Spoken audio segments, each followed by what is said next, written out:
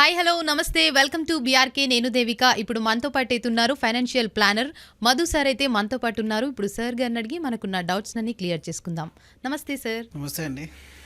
Sir mutual funds అంటే ఏంటి sir? అసలు మ్యూచువల్ ఫండ్స్ అంటే మనం స్టాక్ మార్కెట్లో ఇన్వెస్ట్మెంట్ చేయడాన్ని మ్యూచువల్ ఫండ్స్ అంటారు. అయితే డైరెక్ట్ స్టాక్స్ కొనడం బదులుగా మనకు మ్యూచువల్ ఫండ్స్ ఏంటంటే కొన్ని bunch of stocks through AMC ద్వారా మనం కొంటాం. అసెట్ మేనేజ్మెంట్ కంపెనీస్ ఉంటాయి. సో వీళ్ళందరూ అంటే ఆ మనీ అంతా కూడా అసెట్ మేనేజ్మెంట్ కంపెనీకి వెళ్తుంది. ఆ కంపెనీ ద్వారా ఫండ్ మేనేజర్ అండ్ వాళ్ళ యొక్క రీసెర్చ్ టీమ్ ద్వారా ఈ స్టాక్స్లో ఇన్వెస్ట్మెంట్ చేయబడుతుంది అనమాట. ఓకే, సో దాన్ని మ్యూచువల్ ఫండ్ అని అంటాం. ఈ మ్యూచువల్ ఫండ్ స్టాక్ మార్కెట్లో ట్రేడింగ్ అన్నా కానీ స్టాక్ మార్కెట్ ఇన్వెస్ట్మెంట్ అన్నా కూడా మనం డిసిషన్ తీసుకోండి. ఇప్పుడు మీకు నచ్చిన ఏదైనా కంపెనీ షేర్ మీరు కొనడాన్ని స్టాక్ మార్కెట్లో ఇన్వెస్ట్మెంట్ చేయడం అంటారు. అయితే ఒక కంపెనీలో ఇన్వెస్ట్మెంట్ చేయాలనంటే రిస్క్ అనేది ఎక్కువ ఉంటుంది. ఒక కంపెనీ యొక్క సంబంధించిన ప్రాఫిట్ లాసెస్ కానీ లేదా అందులో ఏదైనా ప్రాబ్లం వచ్చినప్పుడు కానీ స్టాక్ ప్రైస్ అనేది పడిపోతుంది ఒక్కొక్కసారి. సో దాన్ని మనం అనలైజ్ చేయలేము. ఒక్కొక్క స్టాక్ పైన మనం ఇన్వెస్ట్మెంట్ చేస్తూ వాళ్ళ యొక్క బిజినెస్ ఎలా ఉంది, ఆ తర్వాత జీడిపి ఎలా ఉంది బయట, ఇంకా ఏదైనా ఫండమెంటల్గా ఏదైనా ప్రాబ్లం ఉందా ఆ కంపెనీలో అనేది మనం చూడలేం. కాబట్టి మన డబ్బుని త్రూ అయిన ఏఎంసీ ఒక మంచి రీసెర్చ్ సపోర్ట్ ఉన్న అసెట్ మేనేజ్మెంట్ కంపెనీ ద్వారా ఫండ్ మేనేజర్ యొక్క రీసెర్చ్ సపోర్ట్ ద్వారా వాళ్ళు బంచ్ ఆఫ్ స్టాక్స్ని కొనడాన్ని మ్యూచువల్ ఫండ్ అని అంటారు. అంటే మీరు పెట్టే అది 500 కావచ్చు, 1000 రూపాయలు కావచ్చు, ఎంతైనా కానివ్వండి, అది దాదాపు ఒక 40 నుంచి 50 స్టాక్స్లోకి వెళ్తుంది అనమాట. సో అందులో డిఫరెంట్ మ్యూచువల్ ఫండ్స్ అనేవి ఉంటాయి. మన రిస్క్ కెపాసిటీ బట్టి వాళ్ళు మ్యూచువల్ ఫండ్లో ఇన్వెస్ట్మెంట్ అనేది చేస్తారు. సో ఇందులో కొంత డెట్ పోర్షన్లో కూడా పెడతారు. అంటే బాండ్స్, గవర్నమెంట్ బాండ్స్ అట్లాంటివి AAA రేటెడ్ బాండ్స్లో కూడా కొంచెం ఉంటుంది. ఇప్పుడు equity funds, debt funds, hybrid funds అని చెప్పేసి చాలా రకాలు ఉంటాయి అందులో. సో జనరల్గా మ్యూచువల్ ఫండ్ అంటే ఏంటి అని అంటే మనం డైరెక్ట్ స్టాక్ కొనకుండా ఒకరి ప్రొఫెషనల్ హెల్ప్ తీసుకొని కొనడాన్ని మ్యూచువల్ ఫండ్ ఇన్వెస్ట్మెంట్ అంటారు. ఓకే, సో వీటిలో మ్యూచువల్ ఫండ్స్లో ఎలా ఇన్వెస్ట్మెంట్ చేయాలి సార్? సో జనరల్గా మనకు మ్యూచువల్ ఫండ్లో ఇన్వెస్ట్మెంట్ చేయాలని అంటే ముందుగా కేవైసీ అనేది కంప్లీట్ అయి ఉండాలి. అంటే నో యువర్ కస్టమర్ అంటారు దాన్ని. సో కేవైసీ అనేది కంప్లీట్ అయిన తర్వాత మనకు NRI investor plus local domestic investor 2 రకాలు ఉంటారు. అంటే డొమెస్టిక్ ఇన్వెస్టర్ అంటే ఇప్పుడు మీరు ఇండియాలో ఉంటారు, ఇండియాలో మనీ సంపాదించుకొని ఇన్వెస్ట్మెంట్ చేస్తారు. దానికి జనరల్గా నార్మల్ కేవైసీ సరిపోతుంది. ఎన్ఆర్ఐ బయట అయితే మీకు ఎన్ఆర్ఐ కేవైసీ అనేది చేసుకోవాలి. దీని తర్వాత ఇందులో చాలా రకాల కేటగిరీస్ అనేవి ఉంటాయి. అంటే నేను చెప్పినట్టుగా ఫండ్స్లో కేటగిరీస్ ఉంటాయి. స్మాల్ క్యాప్ అని, లార్జ్ క్యాప్ అని, మిడ్ క్యాప్ అని. ఇలా మన రిస్క్ ఏంటి, ఫస్ట్ ఆఫ్ ఆల్ ఈ మ్యూచువల్ ఫండ్ ఇన్వెస్ట్మెంట్కి వచ్చే ముందే అదేంటి అని మనం తెలుసుకునే బదులుగా మనకి ఏం అవసరము, మన లైఫ్ గోల్స్ ఏంటి అనేది ముందుగా మనం ఆలోచించుకోవాలి. మనం దేనికోసం సేవ్ చేస్తున్నాం, వై అనేది క్లియర్ ఉండాలి. Why we are investing. ఇప్పుడు మనం ఒక స్కూల్కి వెళ్తున్నామంటే దాని రిజల్ట్ ఏంటి, మనకు మంచి చదువు వస్తే తర్వాత ఉద్యోగం చేస్తాము. అలాగే ఏదైనా కోర్స్ మనం పర్సూ చేస్తున్నామంటే దాని యూజ్ ఏంటి, మనం ఏదైనా కంపెనీలో ప్లేస్ కావాలి. అలాగే ఇది మనీని ఇన్వెస్ట్మెంట్ చేస్తున్నాము. మనీ ఇన్వెస్ట్మెంట్ చేస్తున్నాం అంటే దేనికోసం అంటే మన లైఫ్లో ఉండే కొన్ని రకాల గోల్స్ అనేవి ఉంటాయి. ఇప్పుడు మీకు మంచి కార్ కొనాలని ఉంది, దానికోసం ఇన్వెస్ట్మెంట్ చేయాలి. మీకు డౌన్ పేమెంట్ లేదు దగ్గర, 3 lakhs 5 lakh రూపీస్ నాకు కావాలి, నెక్స్ట్ ఒక 2 years 3 years టైం ఉంది అనుకుంటే దానికోసం మీరు ఇన్వెస్ట్మెంట్ చేయడాన్ని ఒక గోల్ బేస్డ్ ఇన్వెస్టింగ్ అంటారు. అలాగే లైఫ్లో ఇంకా కొన్ని రకాలు ఉంటాయి. పిల్లల ఎడ్యుకేషన్ కావచ్చు, మ్యారేజ్ కావచ్చు, మన రిటైర్మెంట్ కావచ్చు, లేదా మీకు ఒక 1 కోటి రూపాయలు జమ చేయాలని ఉంది, అది కూడా ఒక టార్గెట్ కదా. సో ఆ టార్గెట్ కూడా నేను ఎన్ని సంవత్సరాల్లో దీన్ని చేరాలనుకుంటున్నాను అనేది మీరు డిసైడ్ చేసుకొని ఈ వై అనేది క్లియర్ అయిందని అంటే ఎలా ఇన్వెస్ట్మెంట్ చేయాలి, లార్జ్లో చేయాలా, మిడ్లో చేయాలా, స్మాల్లో చేయాలా అనేది తర్వాత మళ్ళీ డిసైడ్ చేసుకోవాలి. సో బేసికల్ చెప్పాలంటే లార్జ్ క్యాప్ కంపెనీస్ అని అంటే మార్కెట్లో ఇండియాలో ఉన్న మార్కెట్ క్యాపిటలైజేషన్ ప్రకారం ద టాప్ 100 కంపెనీస్ని లార్జ్ క్యాప్ కంపెనీస్ అంటారు. ఇండియాలో ఉన్న మొదటి 100 కంపెనీలు పెద్దవి. ఆ తర్వాత ఉన్న కేటగిరీ కంపెనీస్ని మిడ్ క్యాప్ కంపెనీస్ అంటారు. ఈ మిడ్ క్యాప్ కంపెనీస్ మీకు 150 కంపెనీస్ 250 కంపెనీస్ వరకు ఏదైతే ఉంటుందో అది మిడ్ క్యాప్ కంపెనీస్ అంటారు. 250 తర్వాత ఉన్న మిగిలిన కంపెనీస్ అన్ని కూడా small cap and micro cap కిందకి వస్తాయి అన్నమాట. సో ఈ లార్జ్ క్యాప్ కంపెనీస్ అంటే ఏంటంటే వీటి యొక్క బిజినెస్ ఆల్రెడీ స్టాండర్డ్గా సెట్ అయి ఉంటుంది. ఫర్ ఎగ్జాంపుల్ HDFC బ్యాంక్ ఉంది. HDFC బ్యాంక్ అనేది ఒక లార్జ్ క్యాప్ కంపెనీ.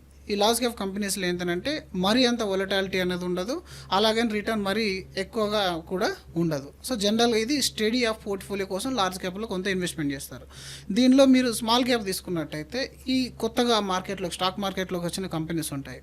సో వీటిలో ఏంటంటే ఇప్పుడు మీరు ఏదైనా కొత్త బిజినెస్ స్టార్ట్ చేశారనుకోండి, ఒక్కొక్కసారి 1 yearలోనే అది డబుల్ అయ్యే ఛాన్స్ ఉంటుంది, 50% లాస్లో వెళ్ళే ఛాన్స్ కూడా ఉంటుంది. సో ఇట్లా సింపుల్గా అర్థం చేసుకోవాలంటే స్మాల్ క్యాప్ ఇలాంటిది అనమాట. హై రిటర్న్ ఉంటుంది, హై రిస్క్ కూడా ఉంటుంది. ఈ మిడిల్లో ఉన్నదని మిడ్ క్యాప్ అంటారు. లో రిస్క్ లో రిటర్న్ అలా విధంగా అంటే మోడరేట్ రిటర్న్ అనేది ఉంటుంది. వీటన్నిటిలో డైవర్సిఫైడ్ చేసి ఇన్వెస్ట్మెంట్ అనేది చేసుకోవాలి మనం. అంటే మనం పెట్టే ఆ ₹1,00,000 కానీ లేదా 50,000 ఎస్ఐపి 20,000 ఎస్ఐపి మీరు స్టార్ట్ చేసినప్పుడు కంప్లీట్ ఆల్ దిస్ సెక్టర్లోకి వెళ్ళేటలాగా మనం ప్లాన్ చేసుకోవాలి. ఇంతే కాకుండా మనకి ఇలా థీమాటిక్ అని సెక్టర్ అని చాలా రకాలు ఉంటాయి. ఫైనాన్షియల్ ఎక్స్పర్ట్తో కూర్చుంటే మీకు ఇదంతా ఈజీగా అర్థమైపోద్ది అనమాట. ఫస్ట్ మీరు నేను దేనికోసం సేవ్ చేయాలనుకుంటున్నాను, నాకు ఎంత డబ్బు అవసరము, ఎన్ని సంవత్సరాలు అవసరం, ఇది మీరు ముందుగా క్లియర్ అయితే ఏ ఫండ్స్లో ఇన్వెస్ట్మెంట్ చేయాలనేది నెక్స్ట్ క్వశ్చన్ ఉంటుందన్నమాట. సో ఈ విధంగా మనం ప్లాన్ చేసుకోవాలి. సో సార్ ఇప్పుడు ఈ ఇన్వెస్ట్మెంట్ చేయాలనుకున్న వాళ్ళకు మీరు ఇచ్చే సలహాలు ఏంటి సార్? జాగ్రత్తలు ఎలాంటి జాగ్రత్తలు తీసుకోవాలి? జాగ్రత్తలు ఏంటంటే ఫస్ట్ ఆఫ్ ఆల్ ఈక్విటీ అనేది ఫిక్స్డ్ డిపాజిట్ లాంటిది కాదు. మనం ఈరోజు బ్యాంకులో ఫిక్స్డ్ డిపాజిట్ చేస్తున్నామనంటే అది ప్రతి సంవత్సరం ప్రతిరోజు ప్రతి నెల పెరుగుతూనే ఉంటుంది. ఎందుకంటే అక్కడ రిటర్న్ అనేది ఫిక్స్డ్ 7%, 6.5% అనేది ఫిక్స్గా పెరుగుతూనే ఉంటుంది. అప్పుడు మీరు పెట్టిన ఇన్వెస్ట్మెంట్ అనేది ఎవ్రీడే మీకు గ్రోత్ కనబడుతూ ఉంటుంది, ఎవ్రీ ఇయర్ గ్రోత్ కనబడుతూ ఉంటుంది. But stock market, mutual fund ఇవేంటంటే కొంచెం వొలటైల్ ఉంటుంది అనమాట. అప్స్ అండ్ డౌన్స్ అనేది కామన్, వెరీ వెరీ కామన్. ఎందుకంటే మ్యూచువల్ ఫండ్ యొక్క ఎన్ఏవి కానీ స్టాక్ మార్కెట్ యొక్క ప్రైస్ కానీ మార్కెట్లో ఏ సెంటిమెంట్ వచ్చినా ఎఫెక్ట్ అవుతుంది. మార్కెట్లో ఎలాంటి సెంటిమెంట్ వచ్చినా, ఇప్పుడు ట్రంప్ గురించి, జేన్ స్ట్రీట్ గురించి, అలాగే ఇంతకుముందు కోవిడ్, ఇలా డిఫరెంట్ మార్కెట్లో కొన్ని సెంటిమెంట్స్ వస్తూ ఉంటాయి. అప్పుడప్పుడు ఏదైనా ఒక కంపెనీలో ఫ్రాడ్ డిటెక్ట్ అయినా, మన గవర్నమెంట్ ఏదైనా కొత్తగా స్కీమ్స్ లాంచ్ చేసినా, లేదా ఇంకేదన్నా ఫైనాన్షియల్ మ్యాటర్ ఉన్న ఏది న్యూస్ వచ్చినా కూడా మార్కెట్లో, షేర్ మార్కెట్లో, ట్రేడింగ్లో వీటి ఏదైతే స్టాక్ వాల్యూ ఉందో అది అప్స్ అండ్ డౌన్స్కి అవుతుంది. కాబట్టి మీరు స్టాక్ మార్కెట్లో, మ్యూచువల్ ఫండ్లో కానీ లాభం తీసుకోవాలంటే మినిమం మీ దగ్గర 5 నుంచి 6 సంవత్సరాల టైం అనేది ఉండాలి. నా దగ్గర టైం లేదు, 6 months కోసం ఇన్వెస్ట్మెంట్ చేస్తా, 1 year కోసం చేస్తా అంటే మ్యూచువల్ ఫండ్స్ అసలు ముట్టుకోవద్దు. ఫస్ట్ ఆఫ్ ఆల్ మీ టైం అనేది మినిమం 4 నుంచి 5 సంవత్సరాలు, బెటర్ ఇంకా 6 సంవత్సరాలు. ఎందుకంటే ఇందులో ఇంట్రెస్ట్ పైన ఇంట్రెస్ట్ వర్కౌట్ కావాలంటే, మనకి కాంపౌండ్ రిటర్న్ జనరేట్ కావాలంటే మినిమం 6 సంవత్సరాలు పడుతుంది. ఈ 5 నుంచి 6 సంవత్సరాల టైం మీరు ఇచ్చే అంత టైం మీ దగ్గర ఉంటే అప్పుడు మీరు మ్యూచువల్ ఫండ్కి రండి. వచ్చిన తర్వాత వెంటనే మళ్ళీ ఒక పోలియో నుంచి ఇంకో పోలియోకి మార్చుకోవడము, ఈ ఫండ్ బాగాలేదని ఇంకో ఫండ్కి మార్చేయడం, ఇట్లాంటి పనులు చేయకూడదు. ఇందులో మీరు మంచి ఫండ్ని సెలెక్ట్ చేసుకోవాలి. మినిమం 3 years టైం అనేది ఇవ్వాలి. అలాగే మీ ఇన్వెస్ట్మెంట్ అనేది డైవర్సిఫైడ్ చేసుకోవాలి. లార్జ్, మిడ్, స్మాల్, సెక్టరియల్, థీమాటిక్ ఫండ్స్లో, ఇంటర్నేషనల్ ఫండ్స్లో, అలాగే గోల్డ్ ఈటీఎఫ్లో కొంతంగా మీరు డైవర్సిఫైడ్ చేసి ఇన్వెస్ట్మెంట్ అనేది చేస్తూ ఉండాలి.